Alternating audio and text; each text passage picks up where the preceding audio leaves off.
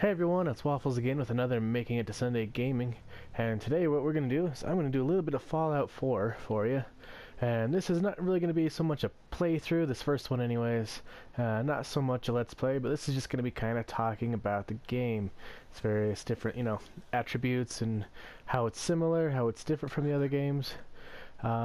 Big similarity, obviously the, decorum, or the aesthetics of this place definitely fits with the whole Fallout thing. There's, not a whole lot of saved settlements, saved buildings either. But it is set in Boston, which I think was awesome. I think it was a really great tie-in. One of the good things about it is there's actually a lot of references to Fallout 3. And I loved me some Fallout 3. And another awesome thing about it, the weapon system. That has changed. It's a little bit different now. A lot of similarities, still some differences though. Raiders are still all over the place. They look different though. They're definitely not the same Raiders as in the last two games, which I thought was pretty good. They kept a lot of the same stuff, a lot of same aesthetics, but then they did change up a bunch of skins and stuff like that to, kind of really help it move along, make it its own game. Another thing that has made this a real big, difference, I guess, if you want to call it, is weapons. They are totally different. In this one, it seems a lot more of a first-person shooter rather than just, the VAT system or pulling up and kind of having some iron sights. It's a lot more fluid with its weapon system. I know there was a couple people complaining about it because it's still not like Call of Duty, but it's definitely a lot more point-shoot interface than the last couple Fallouts. And another big difference that I thought was awesome is, well, if we'll show you here real quick, if you look at the map, it doesn't really seem like, the biggest kind of map there is, it's about the same, Fallout 3 size. It doesn't look, super massive or anything like that, but you can see there's lots of areas to discover. So what they did is they took this, smaller map, but what they added a bunch to was buildings, locations that are a lot more interactable, instead of just having a whole bunch of, open spaces with a couple, places you can go into. There's a lot more houses like these that are all burnt up, exploded, stuff like that. Bobby pins, fishing rod, tuxedo. Okay. And another thing in this game is junk. Junk is a lot more valuable, I guess to say. And I'll kind of get into that in a minute, but if you see me kind of picking up random objects, odds and ends, and you haven't played this game before, and this is kind of who I'm, pandering to at this. I guess not pandering, I'm making this video for, I guess. You'll see why. And in a little bit, just junk plays a big thing. And just kind of showing you a little bit of the downtown. See, that's a lot more in-depth. See, this more feels like an actual town. It's not just, a couple buildings randomly thrown together. It actually works. See, like this, the workhouse right here. This is another good example. It's a random building. You can just go inside, check it out. Usually some ghouls, raiders inside these things. And we'll kind of show you a little bit of the gameplay, a little bit of the run-around how-tos.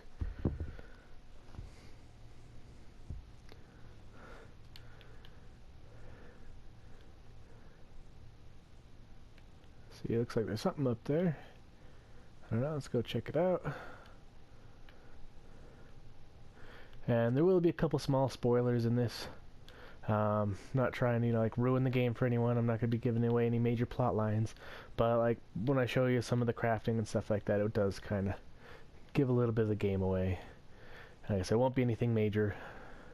I'm not here to ruin games, spoil anything, make you hate it. But, yeah. Just a little heads up. If that's something you don't want to see, if you want to experience it all for yourself firsthand, then, quit watching the video, I guess. One of those. And, of course, the lock-picking system, that hasn't changed. They stuck with it after they hit Fallout 3 in New Vegas, and even Skyrim went to it.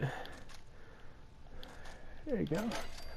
And one thing I've definitely learned about this game, I'm not sure who all liked it or hated it in the first one, or Fallout 3 and New Vegas. Ammo. I said this seems more like a first-person shooter to me, and I don't know, maybe just my game, and I've gotten super lucky a bunch of times, which I don't believe is the case. Okay, ammo is not, I don't know.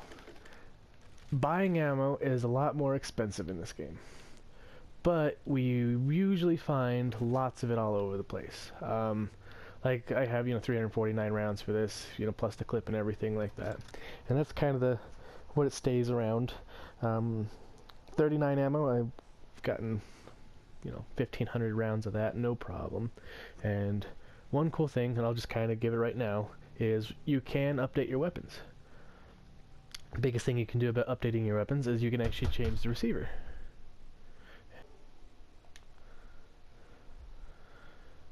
Alright, sorry about that, kind of cut out for a second. But you can update the receiver. And by doing that, you can actually change the ammo types that you have. What do we got here?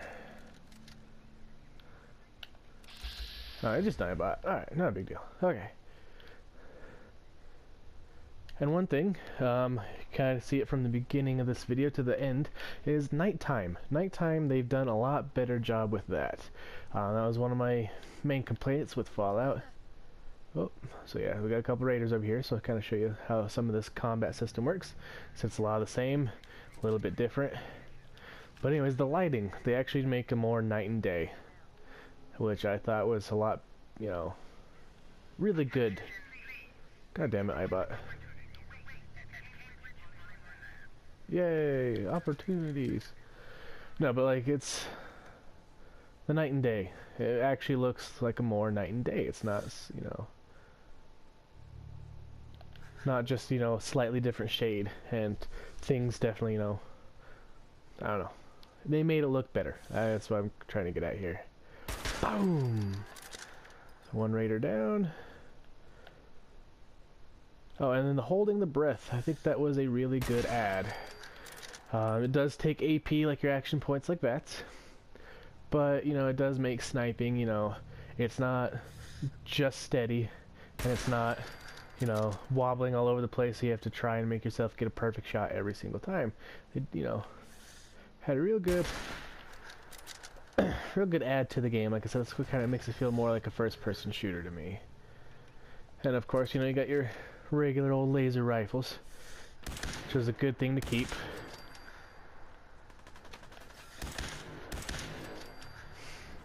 Same thing, sometimes I do disintegrate people.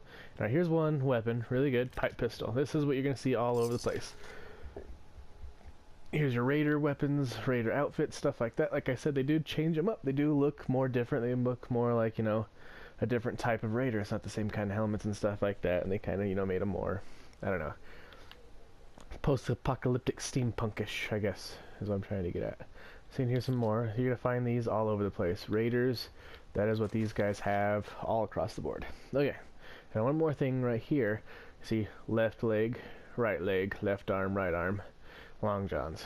So, when we go into our inventory here, when you do pick up weapons and apparel and stuff like that, you're going to have different pieces of armor, so it's not just one solid piece. Which I thought was kind of cool, it's one of those things, they didn't go too far into it. You're going to have, left boot, right boot, but they did change up the armor system, right arm, left leg, right arm, chest, head, and each one, you can see your damage resistance, stuff like that. And if you look at your bottom, it shows your overall total damage resistance, energy resistance, and your rad resistance, which is pretty cool. And they, they have like the tuxedos and stuff like that, and these two are special pieces of armor, the quest pieces that you can find. So they did a lot more with the armor system as well.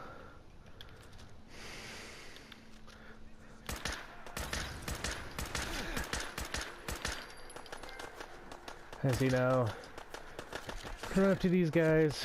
See, that's what they changed with that, is it no longer stops time, but what it does is it just slows it down. So it doesn't make you invincible anymore. You can't just, stop the game for a second and keep going with it. They actually still keep coming at you. And there has been a couple times where I've gone into VATS and I've died. Mainly fighting Deathclaws. Oh, here's something. that you will see more of towards the middle of the game. Like I said, I'm not going to give any spoilers. But we get some of these guys to come in and help us. And depending if you are good with them or bad with them, they're either going to help you or they're going to be really, really terrible. That's what I'm saying, how ammo is just kind of all over the place. These random encounters, they're a lot, I don't know, they're a lot more random. This is actually one of the first places you go in the game, because I'm not going to kind of spoil it for you, but this is one of your first locations, your first quests. And I've actually cleaned this place out good 3 or 4 times. And, oh, here we go, we've got a paladin with us. Oh, Knight. How's it going, guys? And these guys, they will pop in from time to time, and they will come help you. Or, you know, if you're against them, they will hinder you greatly. Alright, so you can get, like, light bulbs, stuff like that. Fuses are really good. If you find fuses, take them. And if I don't show you, just, you know, if you do get the game, you'll find out why they are amazing. And they're usually easy to find, too. You just gotta, you know, a little bit extra work for them. Alright. So what we're going to do now is I'm going to travel back. What you do is, this is your first little starting base, and you do get multiple of them. Oh yeah, this is another little bugger, pun intended. The Cazadors of this one, if you will. They are just pains in the asses. All they are freaking scorpion mosquitoes the size of Buicks, and they're terrible. They are terrible. Not as hard to kill though, but they do mess you up pretty good. Yeah, don't like them. Thankfully, at least I have not found a significant amount. Alright, see what this is? These are settlements. It was started in the first part. And what you can do is you can actually build them up. If anyone of you played the Fallout Vault Tech game, it's similar to that in a lot of regards. You got to build, you know, water resources, food resources, and I might get into that later. But right now I'm going to show you some of the crafting capabilities that you have. So, power armor, that's one of them. You do get a set early on in the game, and you are able to upgrade it. And then you can find more pieces, and that's actually one of the big unlocks and scavenging perks, is you can actually find a lot of these, and you build them up and give them different. So, that shows you what your power armor has. Right here you can go to craft, and I don't have a whole lot of extras, but you can mod, you know, give them different paint jobs, stuff like that, and you can, you know, model A, B, C, D, E, F, G, and all you do is you can see on the left side it does change up everything's, you know, damage resistant and stuff like that. Now, a big thing with this is they do actually have a fuel, the fusion core right there, and it goes into it on the main story plot. But that's basically your fuel source, and they do run out, and it's not, you know, it's not like once it runs out you cannot use this thing anymore, but it's basically being like super encumbered, and a lot of things that you're just not allowed to do anymore. But their damage resistance is phenomenal, so when, you know, if you have to go take on some death claws, or a bunch of ghouls, or a, you know, big raider party, or a bunch of super mutants, you know, those things are definitely, you know, they are great to have. Alright, now we got here. We've got our weapons workbench. Okay, so this is everything I have in my inventory that can be modified. And this one is a special rifle. See, the 2-shot sniper rifle shoots an extra projectile. It does lots of damage, that's why I love it. These are all random. These are, you can't just find them, you know, you gotta find certain creatures that have them. Anyways, so what we do is we got our pipe pistol here. We've got 3 of them. We've got the pipe auto pistol, knuckles, stuff like that. You can scrap all your weapons, and they do give you building materials, which I think is awesome. But anyways, we'll just do it with this one here. I've got lots of extras. So, your receiver,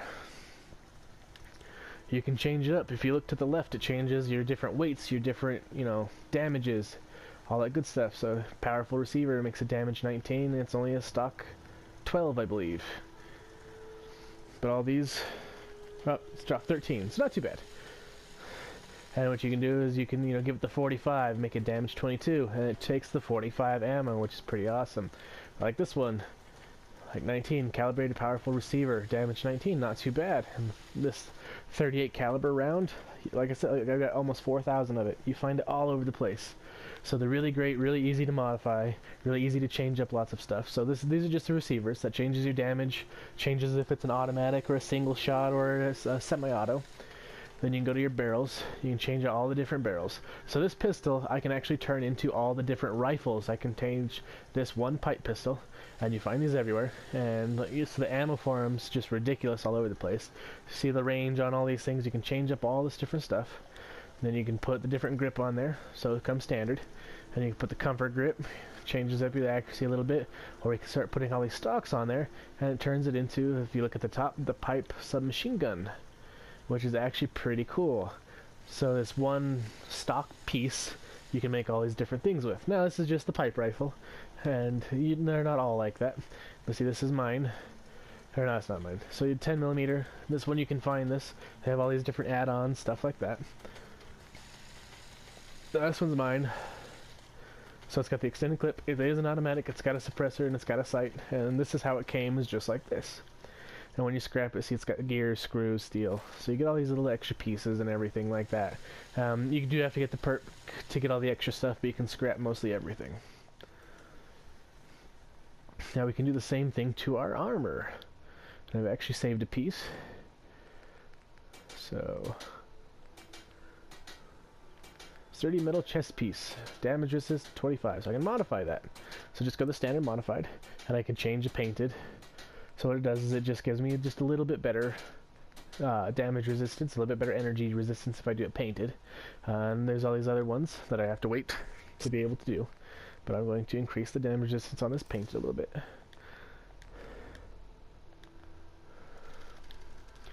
So just goes to show you there's lots of stuff to do with this game, but the major difference is there's no longer a, deterioration on your weapons. They stay the same throughout the entire game. But the big difference is the modding, the modification, stuff like that. And you can also change the names of them as well, which is pretty nice. But I just do those for my super nice weapons I don't like to use a whole lot of. See, that's another thing. Everyone hates on these graphics, but I don't know. I'm not gonna say the greatest graphics ever. They definitely could have done better, you know, graphics-wise. But this is definitely the Fallout style, the kind of more, well, I guess the Bethesda style. It's a little bit more grainy. I don't know. It looks more earthy, more ingrained. It's not so jump out, pop at you. But everything, you know, you can tell the rust, you can look at things, you get their general details, you get really good details on a lot of these things. Like when you look inside these cars and stuff like that, you can see, you know, there's odometers, stuff like that. Yeah, they're not super crisp clean, they're not like 4K graphics, but, you know, everything is really well detailed, and the graininess kind of fits with the whole aesthetic of the game. It's supposed to be, you know, a bleak existence. It's not supposed to be all bright and cheery and colorful.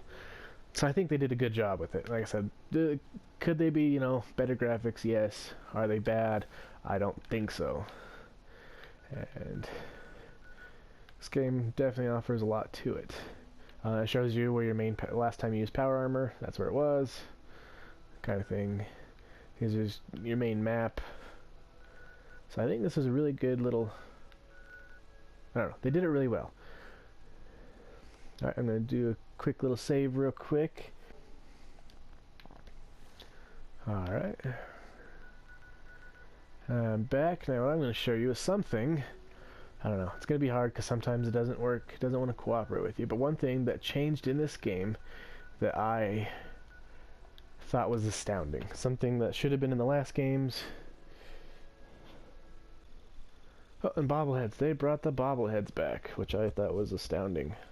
Especially because I had a couple collector's ones from Fallout 3, and then when they changed the snow globes, I was a little upset. That just kind of shows you the Boston, and it's really close. Well, you know, closer than the Mojave or whatever, to the capital wasteland. So there's actually lots of references to that, and you actually find some people that have traveled. And you actually get to, you know, meet some people that you met in Fallout 3, which is the same time frame. And just here's another little like, quick example of how I really like this game. There's a lot more, it's a downtown region. And it feels like a downtown region. It's not like the capital wasteland where you can only go through the streets and stuff like that. There's parks, there's cemeteries, lots of these buildings, lots and lots of these buildings you can actually get on top of, climb inside, scab through them, and there's raiders and stuff like that. I'll show you, see if you can see anything up here. Yep, so you can see you can get up on these levels, and you can actually, you know, kind of take sniper advantage points and stuff like that. So like I said, the map itself, not necessarily a whole lot bigger, but it's, I don't know, more immersive, I don't know. There's a lot more to doing it. There's a lot more, you know, like climbing on top of roofs, lots more buildings that you can go in and explore that they're not even on your map. And they just make this game really, I don't know, really in-depth and interesting. So it's not just, you know, lots of open spaces, lots of corridors. It's just a lot more everything. And down here is where you're going to find all of your feral ghouls and all of your super mutants. Super mutants have definitely changed up, just aesthetically. They're still kind of pains in asses to get after, but they look more human-sized, and you know, the brutes and stuff like that, as they get harder, do get a little bit bigger. And you know, the behemoths and stuff like that, they're not, the couple I've encountered have not been super massive.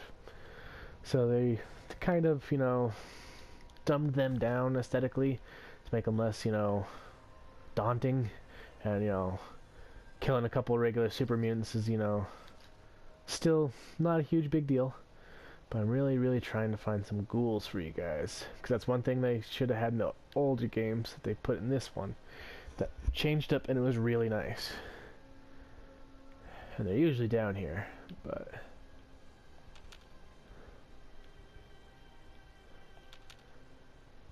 I have to find some for you. So if I just skip ahead or anything, that's just because I'm trying to find some ghouls for you guys and kind of show you what they look like. Oh, dogs. I don't need dogs.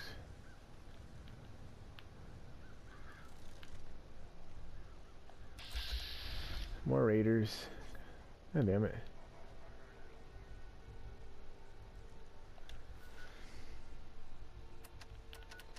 Stealth boys changed, which I'm not sure if that's anything you guys really care about, but they do change up a little bit and they look kind of cool.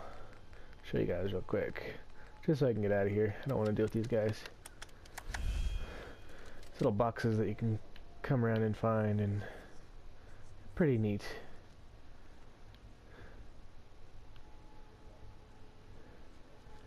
So just kind of a little bit more feel for the game. Like here's one. There's the raiders hanging out on top of that building.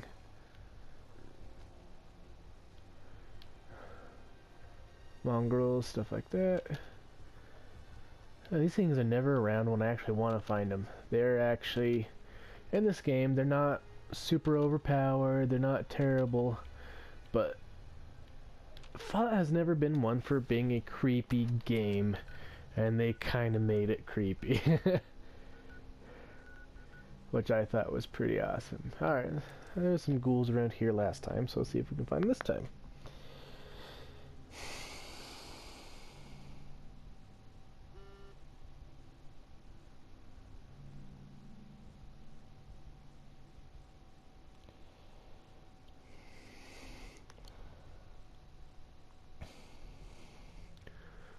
I'm going to try and cut some of this out, so I'm going to talk, so I remind myself to cut it out.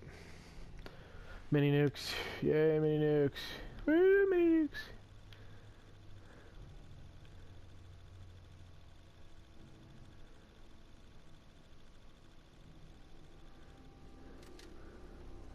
Alright, so here's my boys, Brotherhood of Steel.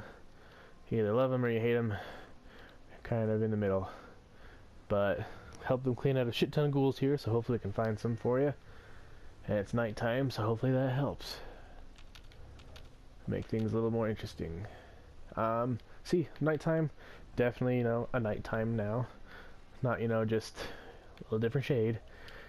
And one thing I've come to realize about this game, a little tip, is anytime you see lights, anything like that, it's either a good sign or a bad sign. They're always worth checking out either way. One, it means raiders or other scavengers. Most scavengers try to kill you first, so they're okay to kill. And besides that, oh, random encounters like that all the time. Love it. They changed that up too. So now it's just, you know, you might not find a couple raiders walking around. It's you can find raiders battling ghouls, super mutants, Rad scorpions just all over the place. It's people fighting people all the time, which I thought was really awesome.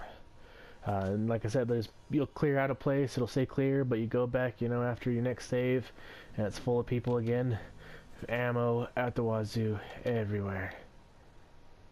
It makes this game really nice, really fun. It makes it, I don't know, the replayability of it is this is my first playthrough, and I haven't been able to just stick to the storyline. I don't want to. It's a really good storyline. I don't want to throw any of that off at you, but god damn it. I'm gonna find some damn ghouls. There's a subway station in here, so.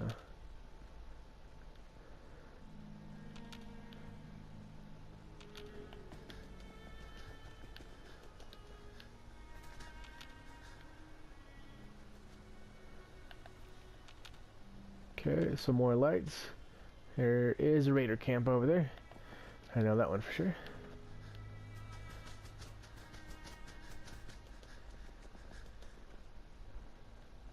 That's just gonna piss me off.